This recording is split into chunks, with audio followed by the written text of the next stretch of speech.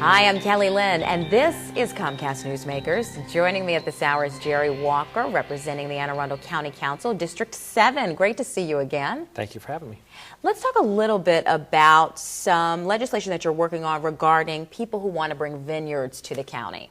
Yeah, thank you. The last time we met and I was on, we had some discussions about agricultural buildings and trying to preserve the rural nature of the southern part of the county. And so I've been working with actually one particular vineyard that's been trying to get started down there.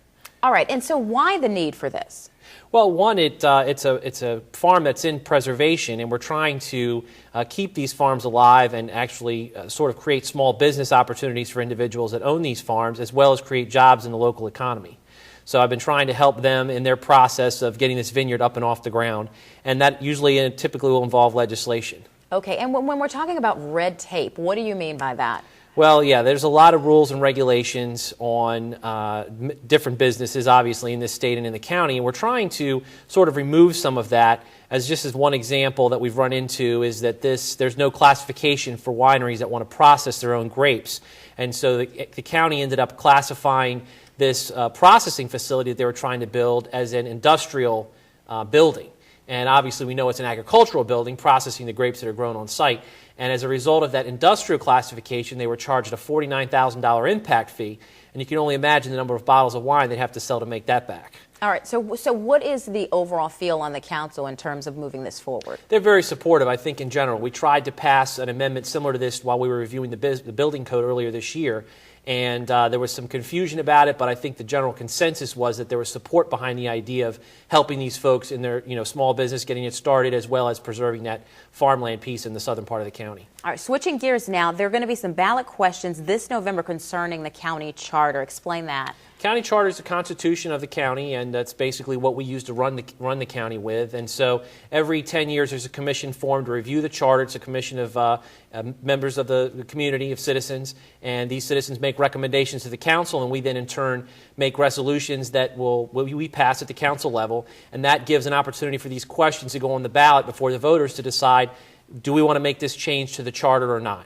All right, and there are two particular areas that you think the public needs to be educated about. Two in particular, and I would encourage them to reach out through the website, through the county website that'll be up, and through each of their individual council members to learn more about the questions. But two in particular that I'm concerned with is the Board of Appeals appointments. And the Board of Appeals in our county is the judicial branch of government. So the council is a legislative branch.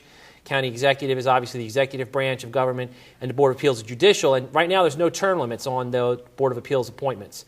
And so the number of those folks have served 3, 4, 5 terms, and I think it's time that they match the term limits that are already imposed on the county council and on the county executive. Another concern, removing county council members from office? That's correct. Yeah, right now there's no provision if there's any crime committed by a council member, say there's a felony committed on the council, there's no provision for removing a council member, and it was just something that the folks who drafted the charter sort of overlooked. And so we are intent on putting this in before the voters here in November, and I'm confident that they'll pass that and allow us the provision to remove someone if they are, caught committing a crime and convicted. You've been working very hard concerning congressional redistricting. Tell me where things stand now and what's next. Well, right now we've officially collected enough signatures to put this to ballot. And so the voters, again, coming up this November, will have the opportunity to vote on whether the maps that were passed by the legislature are actually going to go forward. And right now, as you know, Anne Arundel County is divided into 4 congressional districts. And it just seems like not fair in a lot of ways. We actually have almost enough folks that live in the county to have our own congressperson, and yet we're divided into 4 districts. And so I took some of my campaign funds and made a robocall to citizens in the community, asked them to come to the library to sign this petition so that we can get this on the ballot, and it was successful. Jerry Walker, thanks again for coming in. No problem. And we thank you very much for watching Comcast Newsmakers. If you'd like more information about events or activities happening in your community, just go to Comcast On Demand and click Get Local. I'm Kelly Lynn. I'll see you soon.